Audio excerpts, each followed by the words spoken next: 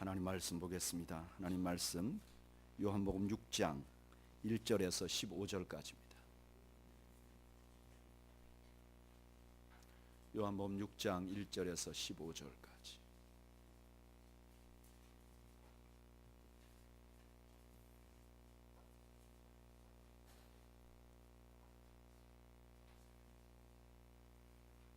하나님 말씀을 교독하겠습니다.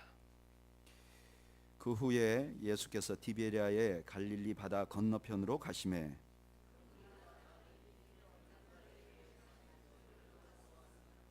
예수께서 산에 오르사 제자들과 함께 거기 앉으시니 예수께서 눈을 들어 큰 무리가 자기에게로 오는 것을 보시고 빌립에게 이르시되 우리가 어디서 떡을 사서 이 사람들을 먹이겠느냐 하시니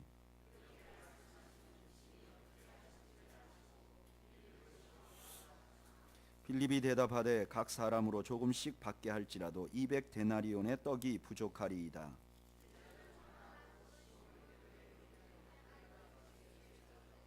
여기 한 아이가 있어 보리떡 5개와 물고기 2마리를 가지고 있나이다. 그러나 그것이 이 많은 사람들에게 얼마나 되겠사옵나이까.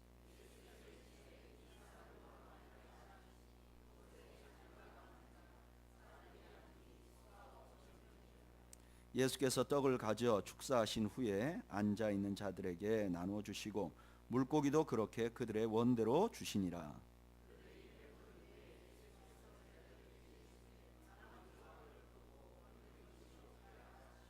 이에 거두니 보리떡 5개로 먹고 남은 조각이 12바구니에 찼더라.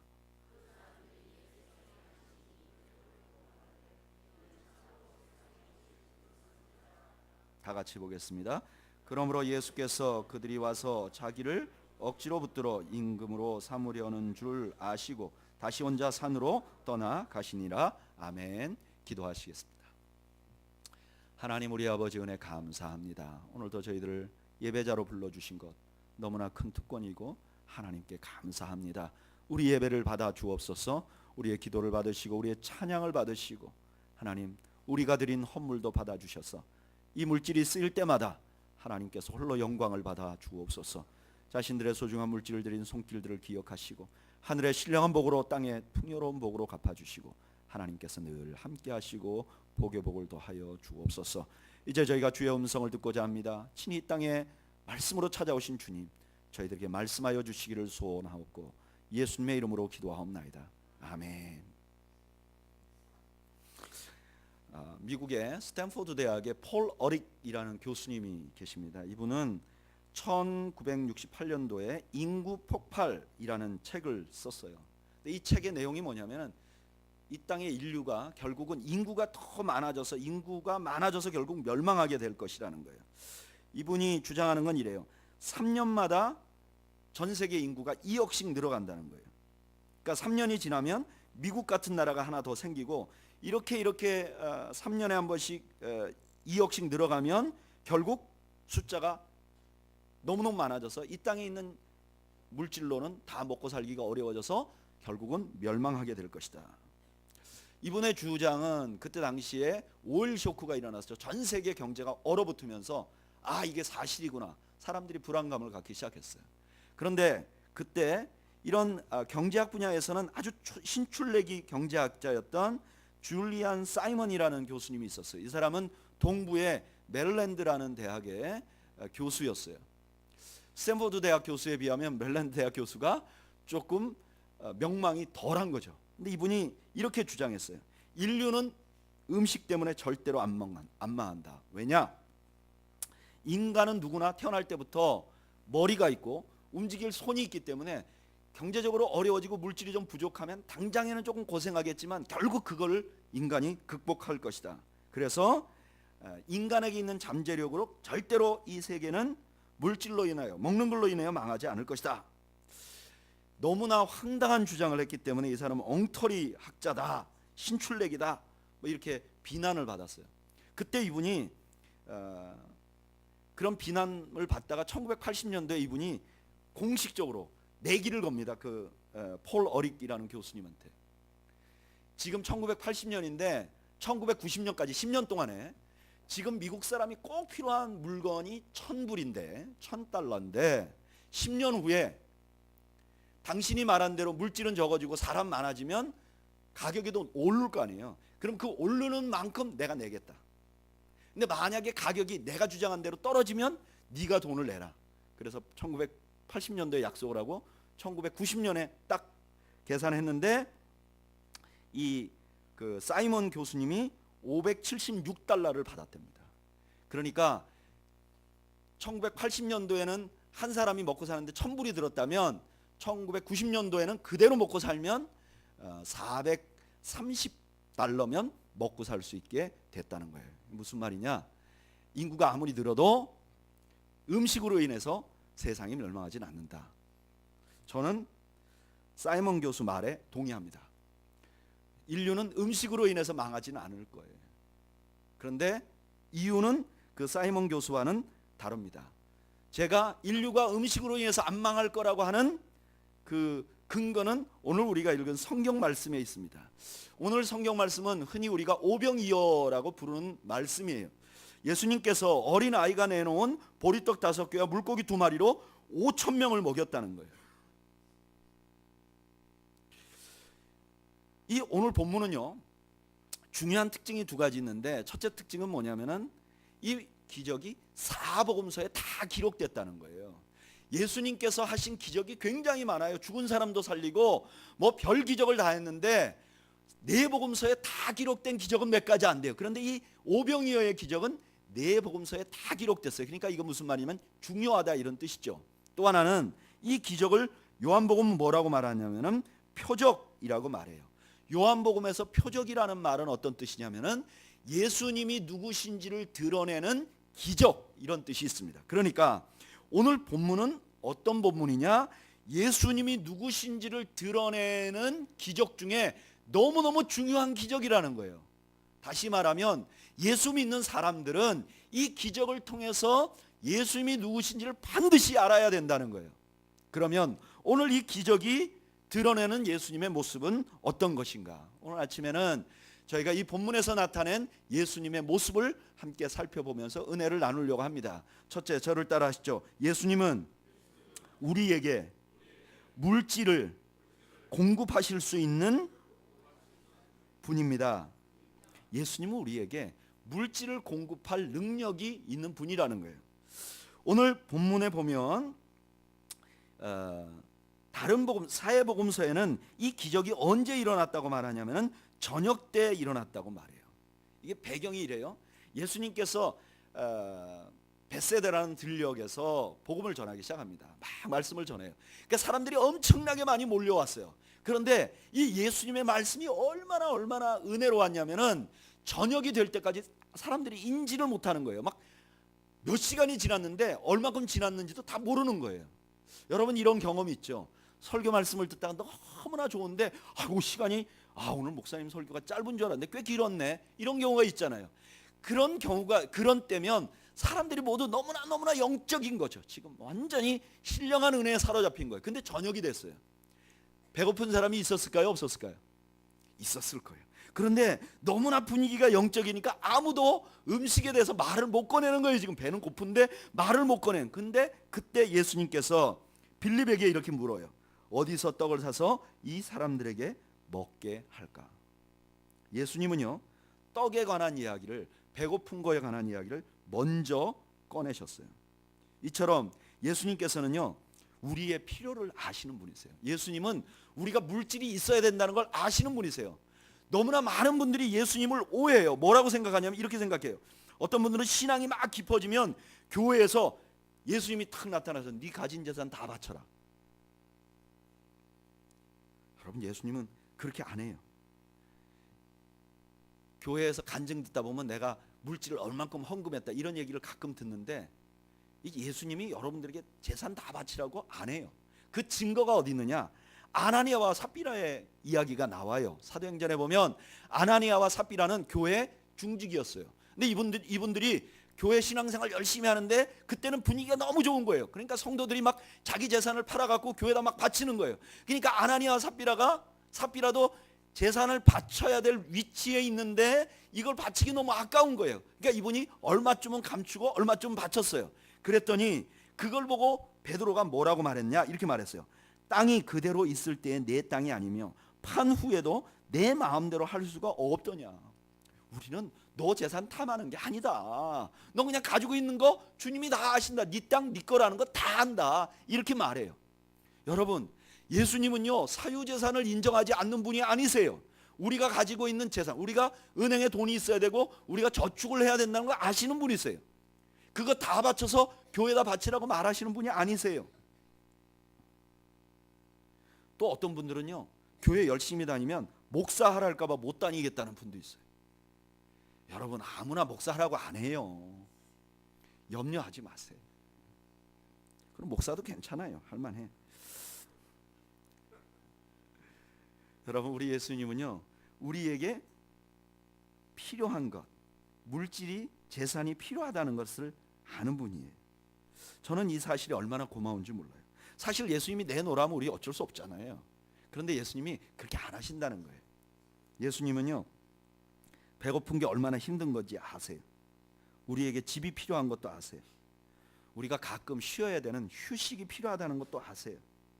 우리가 고장나지 않는 차를 타고 싶다는 것도 아세요. 우리 노후를 준비하고 싶다는 것도 아세요. 예수님이 다 아세요. 모르는 게 아니에요. 뿐만 아니라 예수님은 아실 뿐만 아니라 그걸 공급할 능력도 있으신 분이에요. 우리는 그냥 알기만 해요. 그냥 이해만 해요. 근데 예수님 그렇지 않아요. 오늘 본문에 보면 예수님께서 계시는 곳이 산이라 그랬어요. 근데 이 다른 성경에는 여기를 빈들이라고 말해요. 빈들은 광야를 말하는 거예요. 지금 여기 예수님이 말씀 전하신 곳이 뭐 푸른 풀밭에 이렇게 있는 게 아니에요. 광야에 있어요. 그런데 그 광야에 예수님이 말씀을 전하는데 그들이 가진 음식이라고는 뭐냐? 보리떡 5개와 물고기 2마리예요. 여기 보리떡은 건강식품이 아니에요. 여기 보리떡은 그때 당시에 부자들은 사료로 쓰던 가루를 묶어 이렇게 뭉쳐갖고 만든 떡이에요. 이건 아주 가난한 사람들이 먹는 떡이에요. 여기 물고기는 큰 정어리 같은 게 아니에요. 여기 물고기는 멸치 같은 거예요.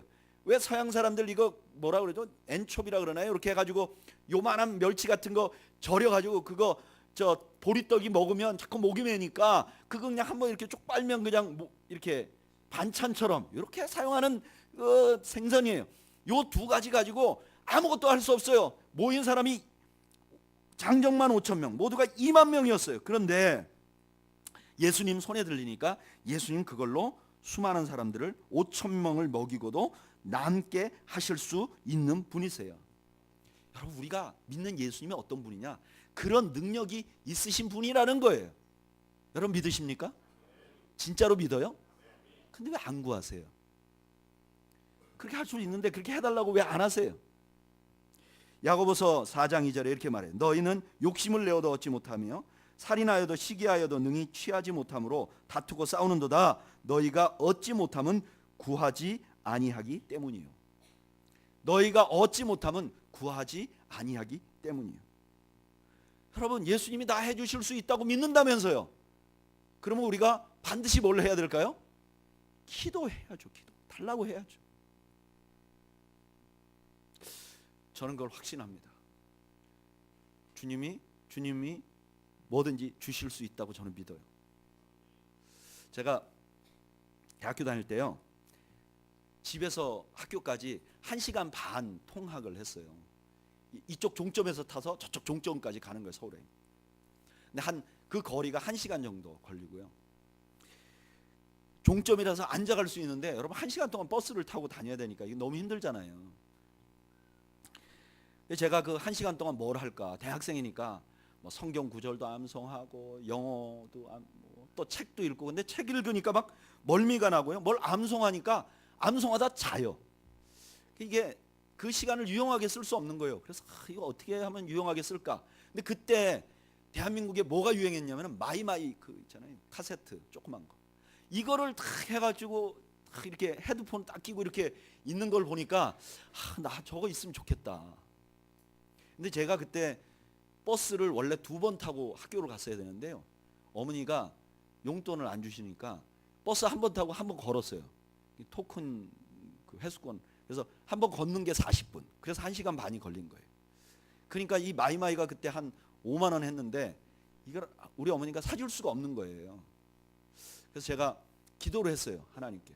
하나님, 나 마이마이 가지고 싶은데 소니 거 아니고 삼성 거라도 좋으니까 하나 가지면 안 될까요?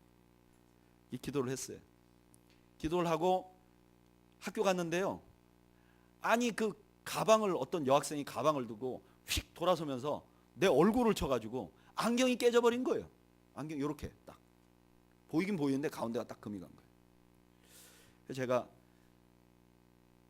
이제 기도하면서 그랬죠. 하나님, 그 마이마이 달래는 게 기분 나쁘면 그냥 기분 나쁘다고 하시지.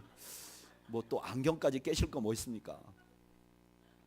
안경이 한 4, 5만 원 하는 거죠. 안경 이렇게 깨졌어요. 근데 이게 살 돈이 없으니까 그냥 계속 그렇게 그냥 보이긴 보이니까 이렇게 안경 깨진 걸로 한 달을 다녔어요.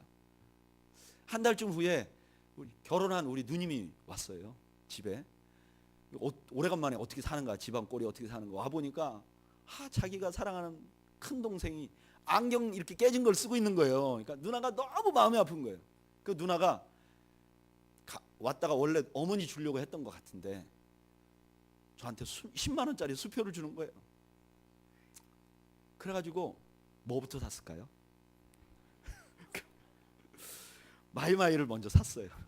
사고 그 충전 배터리 있잖아요. 그 배터리를 계속 사는 것도 비싸니까 충전 배터리까지 사고 헤드폰까지 다 사고 그리고 나서 안경을 샀는데 돈이 딱 맞는 거예요. 여러분, 우리가 신앙생활 하다 보면 이런 간증쯤은 하나씩은 다 있잖아요. 여러분들 제 얘기 들으면서 뭐 생각나는 것들 다 있잖아요. 생각해 보면 우리 주님은 우리에게 주시려고 하는데 우리가 구하지 않는 것이 너무 많죠.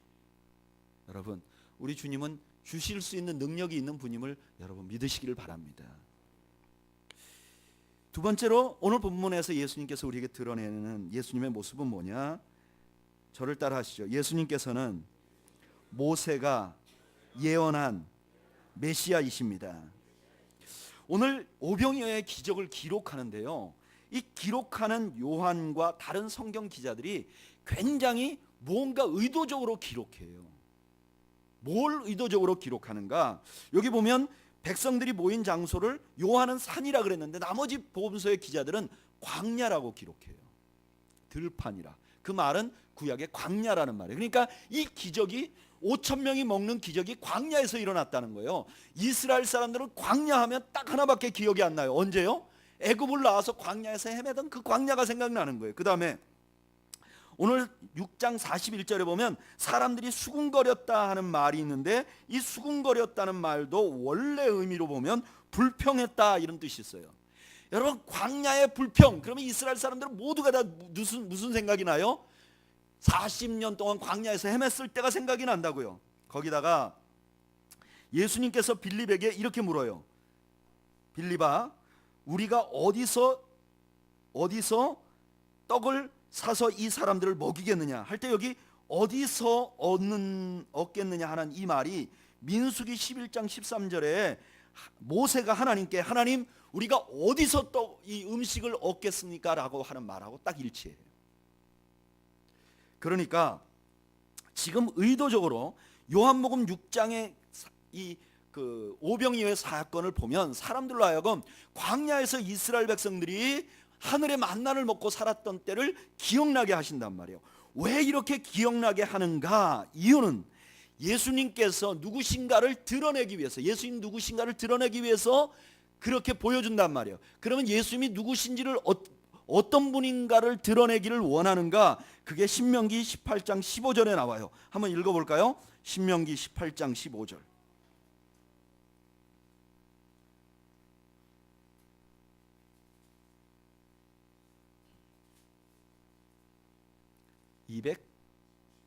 (291, 89) 그 사이에 있습니다.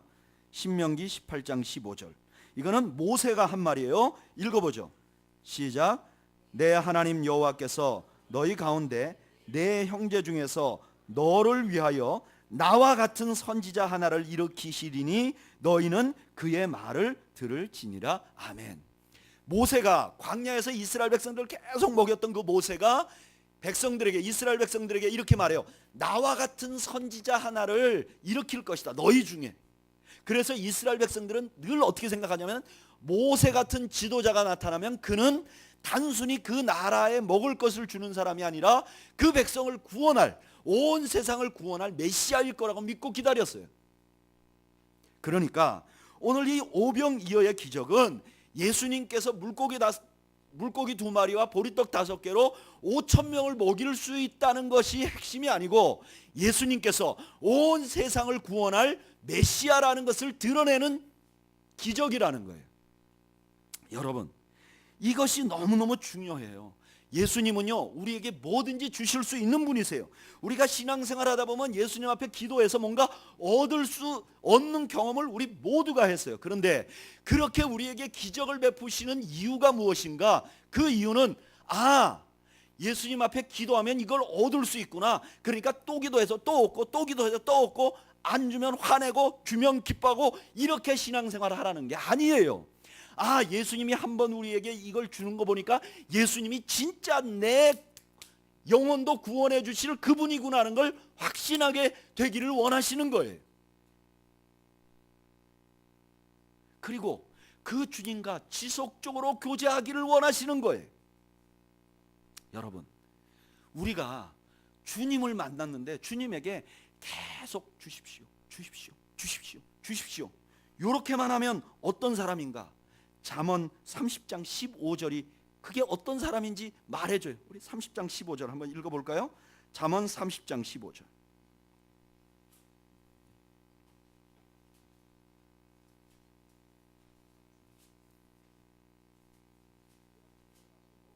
구약 945페이지 잠언 30장 15절.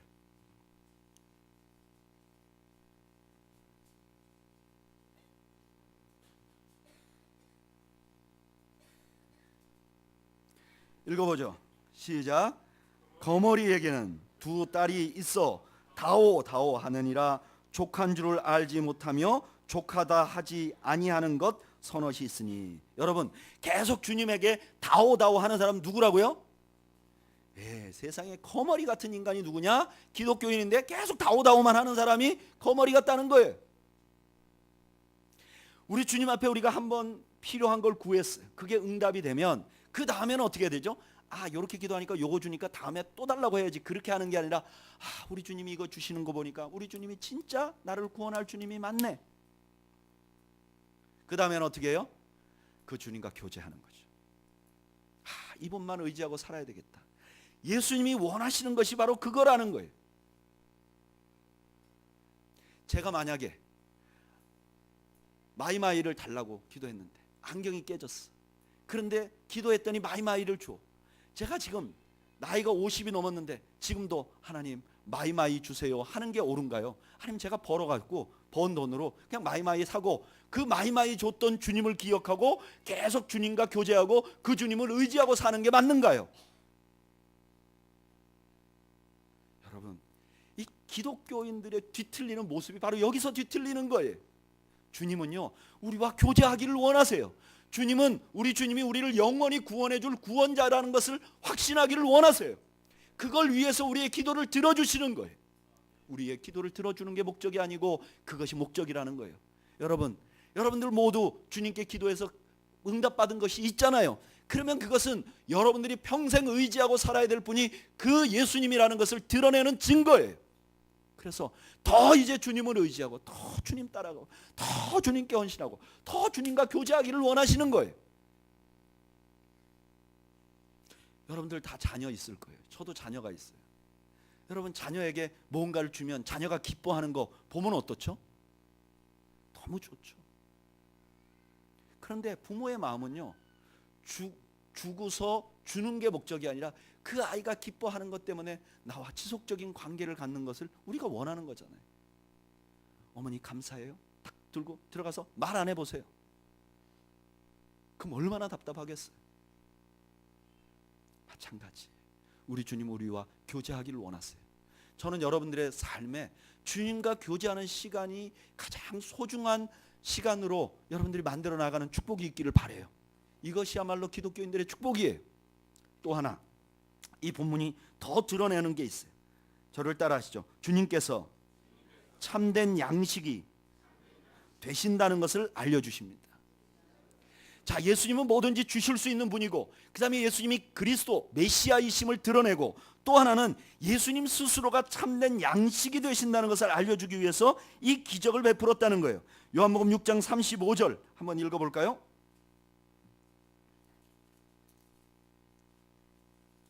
(35절) 읽겠습니다. 시작. 예수께서 이르시되 나는 생명의 떡이니 내게 오는 자는 결코 줄이지 아니할 터이요 나를 믿는 자는 영원히 목마르지 아니하리라. 예수님께서 스스로 말씀하시기를 뭐라 그러면은 자기가 뭐라고요? 생명의 떡이라고 말씀하셨어요. 그리고 51절에는 뭐라고 말씀하셨는가? 51절 읽어보죠. 시작. 나는 하늘에서 내려온 살아있는 떡이니 사람이 이 떡을 먹으면 영생하리라. 내가 줄 떡은 곧 세상의 생명을 위한 내 뭐라고요? 살이다 그랬어요. 여러분, 이거 너무나 파격적인 말씀이에요. 이것 때문에 많은 사람들은 시험 들었어요. 예수님을 떠나갔어요. 아니, 자기 살을 먹다니 말도 안 되는 것이다. 그런데요, 그렇게 말도 안 된다고 생각하는 사람들은 그 당시에 굉장히 무식한 사람들이에요. 왜냐? 미드라시라는 책이 있어요. 이거는 구약의 율법을 해석해 놓고 어떻게 하면 좀 지혜롭게 살 수 있는가 하는 것을 유대인들이 기록해 놓은 거예요. 거기 보면 이렇게 돼 있어요. 모든 토라와 그 안에 좋은 행위를 먹고 마시라고 마셔야 한다, 이렇게 말해요. 그러니까 표현 자체가 유대인들은 먹고 마신다는 것이 어떤 의미가 있느냐, 그 미드라시에 있는 혹은 구약에 있는 말씀을 듣고 이해하고 그것을 따라가라, 이런 의미가 있는 거예요. 그러니까 예수님이 여기 내 살을 먹고 마시라 하는 말이 그냥 실제로 살점을 띄어서 먹고 마시라는 뜻이 아니고, 예수님의 가르침과 예수님의 삶을 그대로 받아들이고 그걸 묵상하고 그걸 따라가라는 의미가 있는 거죠. 그러면 예수님이 왜 내 가르침을 먹고 마시라 안 하고 내 살을 먹고 마시라 했을까요? 그 이유는 너무너무 쉽죠. 왜죠? 예수님의 가르침의 핵심이 무엇이기 때문에? 십자가이기 때문에 그런 거죠. 예수님의 가르치심의 핵심이 그냥 도덕적인 삶이 아니고, 그냥 지혜로운 가르침이 아니고, 예수님이 직접 십자가에 달려서 온 세상 인류를 구원하게 하시는 그 십자가의 도이기 때문에 예수님께서는 자신의 도를 뭐라고 설명하느냐? 내 살이요 내 피라고 말씀하시는 것이죠. 요한복음 6장에 있는 이 오병이어의 기적은 어떤 것을 드러내려고 하는 기적이냐? 우리 예수님께서 스스로 십자가에 달리심으로 온 인류가 가진 영적인 기근과 갈증을 해소할 뿐이라는 것을 우리에게 알려주시는 것이죠. 그러면 우리 인생은 왜 목마르고 왜 배고프고 왜 갈증이 생기고 만족감이 없을까요? 제일 중요한 이유는 우리가 예수님을 만나지 못했기 때문에 그래요. 예수님을 만나지 못한 인생은요, 절대로 만족할 수가 없어요. 왜 그런가? 고린도후서 5장 3절 우리 읽어보죠.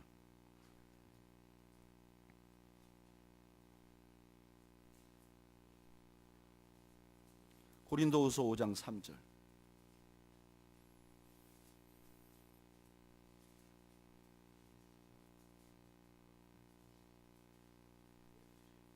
(290페이지) 신약 읽어보겠습니다. 고린도후서 3장 5절. 5장 3절 잘못 말했죠? 3장 5절. 고린도후서 3장 5절 읽어보겠습니다. 시작. 우리가 무슨 일이든지 우리에게서 난 것 같이 스스로 만족할 것이 아니니 우리의 만족은 오직 하나님으로부터 나느니라. 아멘. 여러분, 하나님을 믿지 못하는 사람들 만족할 수가 없어요. 그러면 우리 안에 있는 문제는 또 다른 문제예요. 나는 주님을 만났는데도 왜 나는 아직도 만족이 없고 영적으로 배고프고 목마름이 있고 물질적으로 부족하고 모든 게 다 부족하다고 느끼는가? 나는 왜 만족하지 못하는가? 예수님을 만났는데. 왜 그런가? 첫째는 예수님을 물질의 공급자로만 알기 때문에 그래요. 그래서 예수님 앞에 기도했는데 그걸 받으면 만족스럽고 못 받으면 불만스럽고, 그러니까 만족스럽고 불만스럽고 만족스럽고 불만스럽고. 제가 어렸을 때 저의 신앙을 지도해 주신 많은 분들이 그런 얘기를 했어요. 신앙이란 건 그런 거야. 원래 기도 제목 들어주면 올라갔다가 안 되면 땅까지 떨어져서 왔다 갔다 하는 게 신앙생활이야. 그래서 저는 그게 옳은 줄 알았어요. 근데 여러분, 그건 옳은 게 아니에요. 예수님을 우리의 물질의 공급자로만 알면 절대로 만족되지 않는 거예요. 우리가 예수님을 믿는데도 우리가 만족이 없는 이유는 우리가 주님을 지속적으로 먹고 마시고 교제하지 않기 때문에 그래요. 여러분, 우리가 만족스럽지 않은 이유는 우리가 현재 삶의 어려운 이유는 우리가 물질이 부족하기 때문이기도 하지만 더 중요한 건 우리가 주님과의 교제가 긴밀하지 않기 때문에 그래요. 여러분들이 신앙생활을 오래 해오신 분들은 한번 돌아보세요. 언제가 내가 만족스러웠는가? 모든 게 잘 될 때 만족스러웠나요? 그렇지 않았어요. 주님과 나와의 관계가 올바로 됐을 때 그때 진정으로 만족스러운 거예요. 저는요, 목회를 비교적 안정되게 해왔어요. 몇 년 동안 어려서부터 큰 어려움 없었어요. 근데 그때 목회할 때 만족스러웠느냐? 그렇지 않았어요. 왜냐하면 주님이 원하는 대로 목회를 못하니까 마음이 계속 불만스러운 거예요. 이거 빨리 은퇴해야 되겠다. 60 되기 전에 은퇴해야 되겠다. 그게 제 마음이었어요. 증인이 저 뒤에 앉았어요. 여러분, 세상에 뭐가 잘 되는 걸로 내 마음의 만족이 일어나는 게 아니에요. 여러분, 반대도 있죠. 어떤 데 분명히 어렵고 힘들고 고난과 막 불꽃 사이를 지나는 것 같아도 그때 내가 좌절하지 않고 만족하고 그래도 감사할 수 있었던 때가 있잖아요. 왜 그래요? 주님과 긴밀하게 교제하면 그걸 뚫고 나갈 수 있는 거예요. 여러분, 그래서 우리 인생의 기저에 뭘 깔아야 되냐면 주님과의 교제가 깔려 있어야 돼요. 아침에 하나님 앞에 기도하고 또 저녁에 자기 전에 하나님과 기도하고 하나님을 찬양하는 마음으로 일하고 애쓰고 하나님과의 관계를 회복해야 돼요. 그래야 우리가 진정한 만족이 있는 거예요. 오늘 본문이 그걸 알려주는 거예요. 너희들 세상에 가진 것으로 만족이 안 된다고 말하는 거예요. 너희들 남편이나 너희들 가족이나 너의 직장이나 너의 돈이나 너의 재산이 너를 만족시키지 못한다는 걸 가르쳐주는 거예요. 또 하나, 그러면 계속해서 교제하는데도 만족이 안 되는 건 어떡합니까? 난 기도를 계속해도 만족이 안 돼요. 이유는 우리가 십자가를 잃어버렸기 때문에 그래요. 매일 주님과 교제하는데 부자 주님과 교제하면 만족이 없어요. 우리 예수님을 부자로 알고 기도하는 거. 하나님, 안경 깨졌는데 마이마이 안 줘. 와, 하나님 진짜 인색하다. 그렇게 부자인 하나님이 나한테 어떻게 마이마이를 안 줄 수 있냐? 그럼 시험 드는 거예요. 여러분, 주님과 교제하되 능력이 많은 주님과 교제하면 섭섭해요.